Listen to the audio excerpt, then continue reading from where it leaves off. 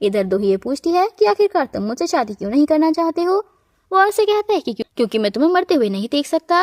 और उसके बाद ही दोही ने गुआन को चूज कर लिया था। साथ ही दोही ने गुआन के सामने एक लंबा चौड़ा मैरिज का कॉन्ट्रैक्ट भी रख दिया था। दोनों की वेडिंग स्टार्ट हो जाती है। सारे रिचुअल्स चल रहे होते हैं। इधर स्योक भी वहीं पर होता है, जो थोड़ा सा सैड होता है, लेकिन दोही को कुछ देखकर वो भी अपने दिल को मना ही लेता है। और फिर फोटोशूट के टाइम पर ना चाहते हुए उन दोनों को पब्लिकली एक कपल की तरह बिहेव करना था। और साथ ही सबके बोलने पर जैसे ही वो लोग किस करने के लिए जा रहे होते हैं तो डीमन अपना थंब दोही के लिप्स पर रखकर उसके पास जाता है। जैसे कि बाकी सब रिपोर्टर्स को लगता है कि उन्होंने सच में किस किया है। वहीं मिस्टर पार्क भी गुआन को फोटोशूट के लिए एकदम ही अलग पोजेस बता रहे होते हैं, जो कि बहुत ही ज्यादा फनी लग रहे थे। स्योक बोलता है कि मैं ही तुम्हारे लायक नहीं था। तो दोही कहती है कि ऐसा नहीं है, बल्कि तुम मेरे लिए सबसे ज्यादा अच्छे हो, इसलिए तो तुम मेरी फैमिली हो, जिससे कि स्योक को थोड़ा अच्छा फील होता है। उधर गुआन को तो दोही के साथ में स्योक बिल्कुल भी अच्छा नहीं लगता और उसके पास जानबूझकर दोही को कहता है कि चलो बेबी, अब हमें भी यहाँ से चलना चाहिए। और जाते हुए कहता है कि वो मेरी वाइफ है, इसलिए उसे घूरना बंद करो। वहीं सारी भी बहुत ज्यादा गुस्से में होती है, सारा सामान तोड़ फोड़ रही होती है, क्योंकि उसे गुआन की शादी के बारे में पता चल गया था। खोनी भी यहाँ पर बहुत ज्यादा गुस्से में होता है, क्योंकि इस बार वो फिर से दोही को मार नहीं पाया और इस बार निशाना कोई और नहीं बल्कि गुआन होता है। और उसे काफी ज्यादा गुस्सा आ रहा था।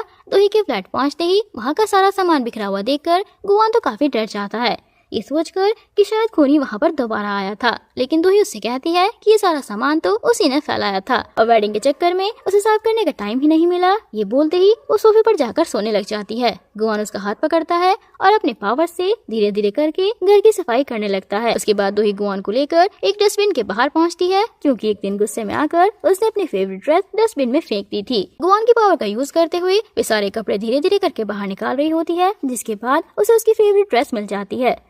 वहीं दूसरी तरफ दोही का सारा शक मिंग के ऊपर जा रहा था। उसको उसकी साइको बिहेवियर और उसकी अजीब हरकतों की वजह से दोही को यही लग रहा था कि शायद खूनी कोई और नहीं बल्कि मिंग ही है। रात में सोते हुए गुआन को अपनी इंसानी जिंदगी की याद आने लग जाती है, जिसमें वो अपने साथ एक लड़की को देखता है, लेकिन वो शक्ल नहीं देख पाता। उसी टाइम उसकी आंखें भी खुल जाती है, जहाँ वो बाहर देखता है कि दोही तो मस्त बैठकर ब्रेकफास्ट कर रही थी और बहुत ही ज्यादा क्यूट लग रही थी। साथ ही दोही गुआन को बता रही होती है कि उसे मिंग के ऊपर डाउट है। फिर गुआन दोही का हाथ पकड़ते हुए अपने पावर यूज करता है, जिससे कि दोनों टेलीपोर्ट होकर मिंग की जूडो क्लब के वॉशरूम में पहुंच जाते हैं। जैसे ही वो लोग बाहर जा रहे होते हैं वहीं पर मिंग भी पहुंच जाता है, लेकिन उसे भी डाउट होता है। तो वो उनकी तरफ देख रहा होता है, जहाँ उसका एक फ्रेंड पहुंच जाता है और उसे कहता है कि आखिरकार तुम्हें क्या हुआ था, तुम तो उस बंदे को मार ही डालते। जैसे ही मिंग उसे घूर कर देखता है तो डर कर वहाँ से भाग जाता है। मिंग भी वहाँ से ये बोलकर निकल जाता है कि काश मैं उसे मार ही देता। दोही और गुआन दोनों सीधा मिंग का पीछा करने लग जाते हैं। छुप छुप कर उसे देख रहे होते हैं। मिंग भी एक लॉकर खोलता है, लेकिन वो तो खाली था। गुस्से में वो जोर से बंद कर देता है, लेकिन उसे डाउट हो जाता है कि कोई तो उसे छुप कर देख रहा है। जैसे ही वो धीरे धीरे आगे बढ़ रहा होता है, गुआन और दोही वहीं पर छिपे होते हैं, जहाँ पर गुआन टेलीपोर्ट होने की कोशिश करता है, लेकिन उसकी पावर तो बिल्कुल भी काम नहीं कर रही होती, जिससे कि दोही तो बहुत ज्यादा डर जाती है। इसलिए वो अपना फेस छुपाने के लिए दोही को किस करने लग जाता है और मिंग दोनों को किस करता हुआ देखकर वहाँ से चला जाता है। सिचुएशन बहुत ज्यादा ऑकवर्ड हो चुकी थी, क्योंकि ये दोनों की फर्स्ट किस थी और दोही तो बहुत ज्यादा शर्मा जाती है। फोटो बूथ में होने की वजह से दोनों की फोटो भी क्लिक हो जाती है। दोही तो बाहर निकल जाती है, लेकिन गुआन उस फोटो को अपने पास रख लेता है। गुआन भी बाहर आकर अपनी पावर्स को चेक करता है, जो फ्लिक्स कर रही होती हैं, यानी कि अब वो काम भी करने लग गई थी। दोबारा से दोनों मिंग का पीछा करते हुए उसके घर के पास पहुंच जाते हैं। जैसे ही मिंग की मॉम उससे पूछती है साइकियाट्रिस्ट के पास क्यों नहीं जा रहे हो, तो मिंग कहता है कि क्योंकि मुझे साइकियाट्रिस्ट की जरूरत नहीं है और दोबारा से मेरे लिए कोई और साइकियाट्रिस्ट मत ढूंढना। वहीं दूसरी तरफ डीमन को अपनी पावर की काफी टेंशन हो रही थी, क्योंकि उसकी पावर धीरे धीरे फ्लिक होने लगी थी और दोही को लगता है कि वो सारा ब्लेम दोही के ऊपर डाल रहा है। और ऐसे ही दोनों के बीच में झगड़ा शुरू हो जाता है और वहीं मिस्टर पार्क डीमन का सामान लेकर आते हुए होते हैं, जहाँ उनका सामना मिशन से हो जाता है। दोनों बस एक दूसरे को घूरते रहते हैं और इसी तरह बहस स्टार्ट हो जाती है। डीमन का सामान बहुत ज्यादा था, जिसे देखकर दोही को तो गुस्सा ही आने लग जाता है और वो कहती है कि ये मेरा घर है, कोई धर्मशाला नहीं, जो कि तुम सब कुछ उठा कर ले आए हो। इसमें जो भी तुम्हारे काम की चीजें हैं उनको रखो, बाकी सब कुछ निकाल दो। गुआन जब अपना सामान बाहर नहीं निकाल रहा होता तो दोही गुस्से में आकर उसे ही बाहर निकाल देती है। गुआन कहता है कि क्या सच में शादियाँ ऐसी होती हैं। वहीं मिशन भी दोही को बता रही होती है कि अब लग रहा है कि तुम्हारी शादी हो चुकी है। और जैसे ही दोही उन्हें बोलती है कि लगता है आपको ज्यादा ही एक्सपीरियंस है, तो मिशन कहती है कि हाँ, क्योंकि 5 साल पहले ही शादी कर ली थी, लेकिन इसके बारे में किसी को कुछ नहीं पता। ये सुनते ही दोही और भी ज्यादा शॉक हो जाती है। वहीं अपना बेचारा डीमन मिस्टर पार्क के साथ अपना सारा सामान लेकर पार्किंग में बैठा हुआ था। दोही की कॉल का वेट कर रहा था, जो कि उसके पास आ भी जाता है। लेकिन डीमन तो अब नहीं एटीट्यूड में होता है और कहता है कि मैं घर वापस नहीं आऊंगा जब तक तुम मुझसे सॉरी नहीं बोल लेती। सियोक भी वहाँ पर दोही से मिलने के लिए पहुँचा होता है, जिसके बाद वे दोही से मिलकर कहता है कि उसने गुआन के बारे में काफी सारी इन्वेस्टिगेशन की है, जिसमें उसे सनविन फाउंडेशन के 1977 वाली पिक्चर में गुआन की एक फोटो मिली है, जिसका साफ मतलब है कि उसका बैकग्राउंड कुछ ठीक नहीं है और वो शायद तुमसे कुछ छिपा रहा है। लेकिन दोही बात संभालते हुए कहती है कि ये तो गुआन के ग्रैंडपा की फोटो है, यानी कि वो बिल्कुल ही अपने ग्रैंडपा जैसा लगता है। दूसरी तरफ सारी को दिखाया जाता है, जो बहुत ज्यादा दुखी होती है और फ्लैशबैक से हमें ये पता चलता है कि जब सारी छोटी थी उसका रिलेशन अपने घर वालों के साथ अच्छा नहीं था। वो सारी को पैसे कमाने के लिए भी भेजा करते थे, बट एक बार डीमन वहाँ पर पहुँच जाता है क्योंकि उसने 10 साल पहले सैरी के डैड के साथ में सोल कॉन्ट्रैक्ट करके उन्हें 10 मिलियन दिए थे, जो कि उन्होंने सारे के सारे शराब में ही उड़ा दिए और इसलिए गुआन उनसे उनकी सोल लेने के लिए पहुंचा था। लेकिन वो तो गुआन को ही काफी ज्यादा उल्टा सीधा बोल रहे होते हैं। गुआन की चुटकी बजाते ही उनकी सोल निकलकर उसके पास आ जाती है और वो वहीं मर जाते हैं। जैसे ही गुआन वहाँ से जा रहा होता है तो सैरी अपने आप को लेकर जाने के लिए भी कहती है, लेकिन गुआन कहता है कि मैं ऐसा नहीं कर सकता।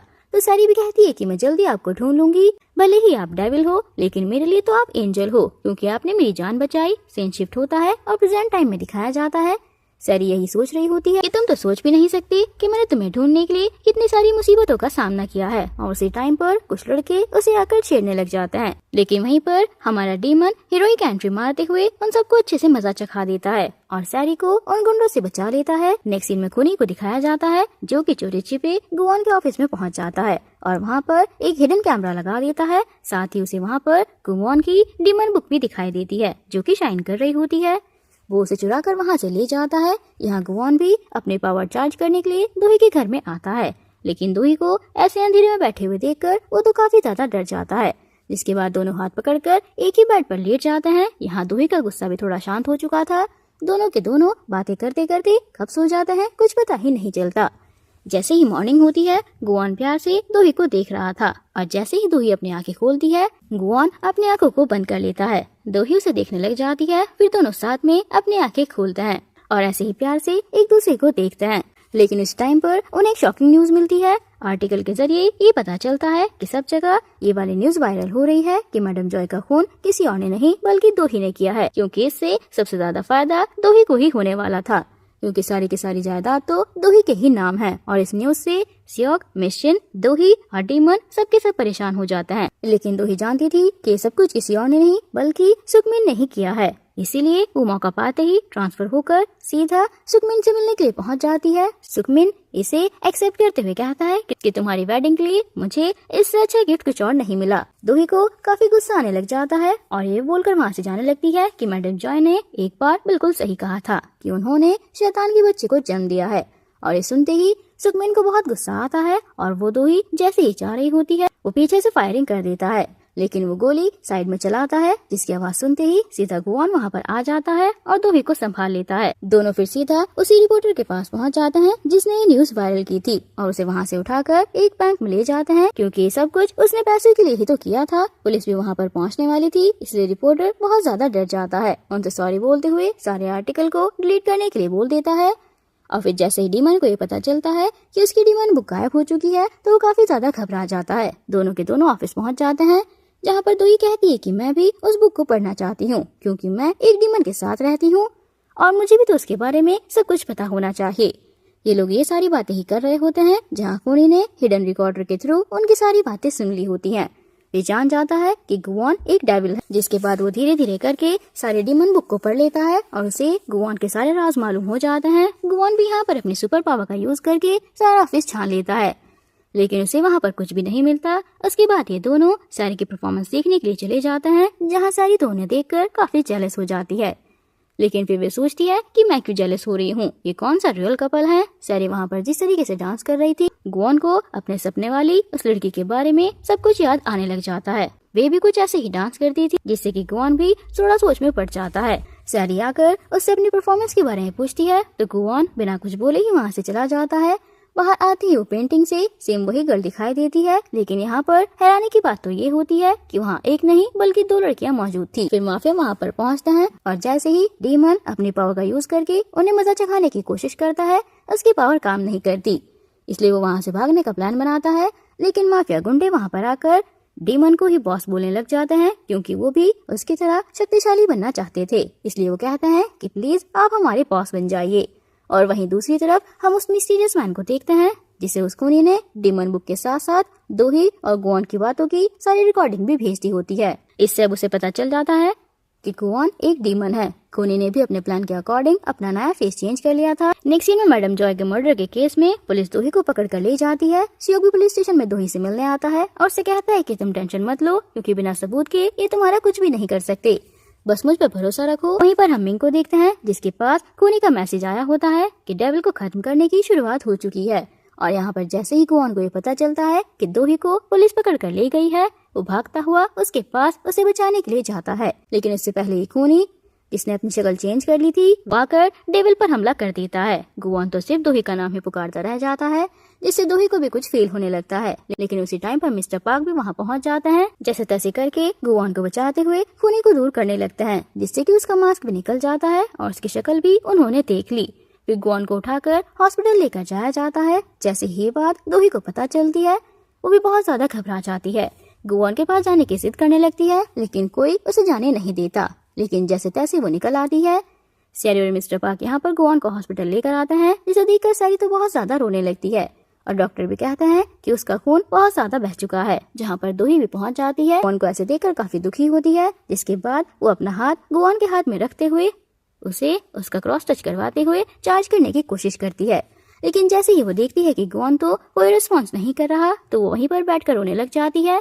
लेकिन हम देखते हैं कि धीरे धीरे पावर काम करने लग जाती है। जैसे ही गुआन को होश आ जाता है, छेड़ते हुए कहता है कि तुम बहुत ज्यादा भारी हो। दोही उसे देखकर थोड़ा खुश हो जाती है कि तुम्हें होश आ गया। जैसे ही वो डॉक्टर को बुलाने जा रही होती है, गुआन उसे पकड़कर अपनी तरफ खींचते हुए कहता है कि मुझे अभी रिचार्ज होना है। और जैसे ही सैरी ये सब कुछ देखती है, उसे गुस्सा आ जाता है। वहाँ से गुस्सा होकर चली जाती है। वहीं दूसरी तरफ हम उस भिखारी लेडी को देखते हैं, जो कि एक बार उनको पुलिस स्टेशन में मिली थी। फुल मून को देखते हुए कहती है कि आखिर उसने उसकी जान बचा ली, लेकिन वे नहीं जानती कि उसने बहुत सारी मुसीबतों को बुलावा दे दिया है। वो लेडी किस चीज की बात कर रही थी, ये तो हमें आगे पता चलेगा। गुआन भी जब सो रहा था तो उसे अचानक से एक बहुत डरावना सपना आता है, जिसमें हर तरफ आग लगी थी और वो उस आग में जल रहा था, जिससे कि वो डर कर उठ जाता है। यहाँ पर दोही को भी पुलिस स्टेशन से बेल मिल जाती है, क्योंकि उसके खिलाफ कोई भी सबूत उन लोगों के पास नहीं था। दोही हॉस्पिटल में आती है और दोही को देखकर गुआन भी काफी ज्यादा खुश हो जाता है। खूनी का भी यहाँ पर काफी बुरा हाल था, क्योंकि डीमन ने उसकी शक्ल देख ली थी, इसलिए उसे काफी डर लग रहा था। नेक्स्ट सीन में हमारा डीमन चार्ज होने के बहाने पहले दोही का हाथ पकड़ लेता है, उसके बाद धीरे धीरे उसे हक करके सो जाता है। नेक्स्ट मॉर्निंग जैसे ही दोही की आँख खोलती है तो प्यार से डीमन को देख रही थी, और जैसे ही गुआन की आंखें खुलती हैं, दोही नॉर्मल हो जाती है और ऑफिस जाने के लिए रेडी होती है, जहाँ डीमन भी नहीं मानता और जबरदस्ती दोही के साथ साथ वो भी उसके ऑफिस पहुँच जाता है, क्योंकि ये दोनों ही जानते थे कि इनकी जान को खतरा है और अब इन दोनों को साथ में ही रहना पड़ेगा। वहीं दूसरी तरफ उस रिपोर्टर ने भी सबके सामने दोही वाली जोड़ी ने उसका लाने के लिए माफी मांग ली थी। सब लोग सेलिब्रेट कर रहे होते हैं और दोही भी काफी खुश होती है। सब जानते थे कि ये सब कुछ किसी और की वजह से नहीं, बल्कि हमारे डीमन की वजह से ही हुआ है, इसलिए सब लोग उसे ही केक कट करने के लिए कहते हैं। लेकिन जैसे ही वो कैंडल बुझाने जाता है तो उसे वही आग वाला सपना याद आता है, जिससे कि वो काफी डर जाता है। रात के टाइम पर गुआन और दोही साथ में होते हैं, लेकिन दोही को नींद नहीं आती, इसलिए वो बालकनी में जाकर काफी इमोशनल हो जाती है। मैडम जॉय को पुकारने लग जाती है, जहाँ पर मैडम जॉय भी उसकी इमेजिनेशन में आ जाती हैं और उनसे कहती हैं कि मुझे समझ नहीं आ रहा, मैं जो कुछ भी कर रही हूँ वो सही कर रही हूँ या नहीं। गुआन की तो इन सब में कोई गलती नहीं थी और मेरे चक्कर में आज उसकी जान चली जाती। जहाँ मैडम जॉय भी उसे समझाते हुए कहती हैं कि तुम जो कर रही हो बिल्कुल सही कर रही हो, जो तुम्हारा दिल कहता है बस वही करो, बाकी किसी की चिंता मत करो। दोनों के बीच में ऐसे इमोशनल बातें होने लगती हैं और वहाँ दोही को थोड़ा सुकून मिलता है। नेक्स्ट मॉर्निंग जैसे ही डीमन सोकर उठता है, उसके हार्ट में पेन हो जाता है और जैसे ही वो मेडिसिन लेता है दोही वहाँ पहुँच जाती है और कहती है कि क्या तुम ठीक हो। डीमन अपनी क्यूट सी स्माइल देते हुए कहता है कि मैं बिल्कुल ठीक हूँ। नेक्स्ट सीन में सब लोग ऑफिस में होते हैं। उसके बाद उन लोगों को मीटिंग में दिखाया जाता है, जहाँ पर वोट होने वाला था। मेरे ग्रुप के प्रेसिडेंट के लिए दोही और सुकमिन के बीच वोटिंग होने वाली थी, जहाँ दोही कहती है कि वो प्रेसिडेंट नहीं बनना चाहती, इसलिए सुकमिन को प्रेसिडेंट बना दिया जाए। जिससे कि सब लोग बहुत ज्यादा शॉक होते हैं। लेकिन सुकमिन तो काफी खुश हो रहा था। जिसके बाद गुआन ऐसा करने का रीजन पूछता है तो ये कहती है कि सच तो ये है कि अब तुम भी मुझे प्रोटेक्ट नहीं कर पाओगे क्योंकि तुम्हारे ऊपर भी हमले हो चुके हैं, इसलिए मैं चाहती हूँ कि अब तुम मुझसे दूर रहो। ये बोलकर वो वहाँ से जाने लगती है, जहाँ पर गुआन श्योक से मिलने के लिए जाता है और उससे पूछता है कि आखिरकार क्या माजरा है। पहले तो दो ही मैडम जॉय के कातिल को ढूंढना चाहती थी, लेकिन अब उसने स्टेप बैक क्यों लिया। यहाँ पर श्योक भी उसे सारी सच्चाई बताने लग जाता है कि ये सब कुछ तुम्हारे चक्कर में हो रहा है, हर चीज के लिए वो खुद को ही ब्लेम करने वाली है और सिर्फ तुम्हारे लिए ही उसने गिव अप किया है। सब कुछ सच जानने के बाद गुआन सीधा भागता हुआ दोही के पास जाता है, जो कि उसे घर में कहीं नहीं मिलती और दोही यहाँ पर मैडम जॉय के ग्रीन गार्ड में जाकर उन्हें सॉरी बोल रही होती है, उन्हें मिस कर रही होती है। गुआन भी वहीं पर पहुंचता है और उससे पूछता है कि क्या तुम मेरी वजह से मैडम जॉय के कातिल को नहीं ढूंढना चाहती? मेरी वजह से तुम्हें गिव अप करने की बिल्कुल जरूरत नहीं है, साथ में चलते हैं और फाइट बैक करेंगे। तुम जो चाहती हो सिर्फ वही करो, क्योंकि तुम्हारी खुशी में ही मेरी खुशी है। जहाँ पर दोही उसे फाइनली सब कुछ सच बताते हुए कहती है कि मैंने जिससे भी प्यार किया वो मुझसे दूर हो गए। सबसे पहले मेरी फैमिली, उसके बाद मैडम जॉय और अब तुम। ये सुनते ही डीमन काफी इमोशनल हो जाता है और दोही को किस करने लगता है। देखते ही देखते वहाँ पर वाटर स्प्रिंकलर ऑन हो जाते हैं। गुआन अपने पावर से उन बूंदों को वहीं पर रोक देता है। देखते ही दोही काफी खुश हो जाती है, उनकी पावर वापस आ गई। जिसके बाद वो दोनों रूम में जाते हैं और अकेले अपना क्वालिटी टाइम स्पेंड करते हैं। नेक्स्ट डे गुआन बहुत ही प्यार से दोही को देख रहा था। ये बोलकर उसे अपने साथ में रेस्टोरेंट खाने के लिए ले जाता है कि मुझे बहुत ज्यादा भूख लगी है। लेकिन वो लोग देखते हैं कि वहाँ तो दोही की फर्स्ट डेट बैठा हुआ था, जो कि एक लड़की से कह रहा था कि रिच गर्ल मुझे बिल्कुल पसंद नहीं है, क्योंकि मैं उनका गुलाम बनकर नहीं घूम सकता, इसलिए मैंने अपने पिछली डेट को भी रिजेक्ट कर दिया था। गुआन सब सुनकर काफी ज्यादा गुस्सा होता है, साथ ही वो उसे उल्टा सीधा ही बोलने लग जाता है। वो इंसान वहाँ से डरकर भाग जाता है। जिसके बाद गुआन और दोही अपना कपल टाइम स्पेंड करते हैं।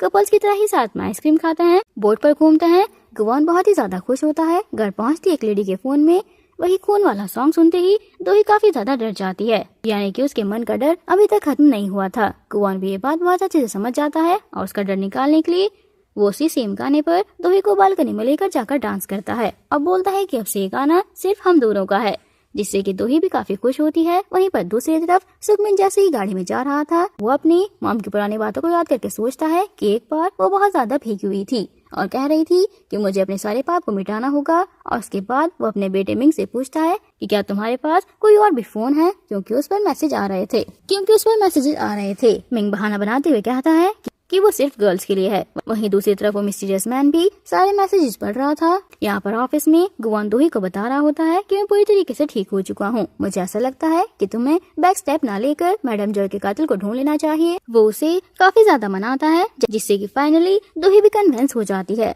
उसके बाद जैसे ही डीमन उसका हाथ पकड़ता है, उसकी पावर्स काम नहीं करती। ये देखकर वो दोनों काफी शॉक हो जाते हैं, क्योंकि थोड़ी देर पहले ही गुआन की सारी पावर्स अच्छे से काम कर रही थी।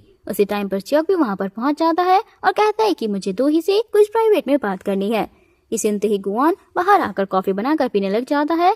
उसे काफी ज्यादा जेलसी हो रही थी। वहीं दूसरी तरफ पुलिस स्टेशन में सारे के सारे ऑफिसर्स भी काफी ज्यादा परेशान थे, क्योंकि वो खूनी को ढूंढना तो चाह रहे थे, लेकिन वो खूनी उन्हें मिल ही नहीं रहा था। इसलिए वहाँ पर अचानक से गुआन पहुँच जाता है और उस खूनी का स्केच बनवा लेता है। यहाँ पर गुआन के ऑफिस में माफिया के सारे गुंडे मिलकर ये बोलते हुए सफाई कर रहे होते हैं कि आज तो हम हमारे बॉस के ऑफिस को चमका कर ही रहेंगे।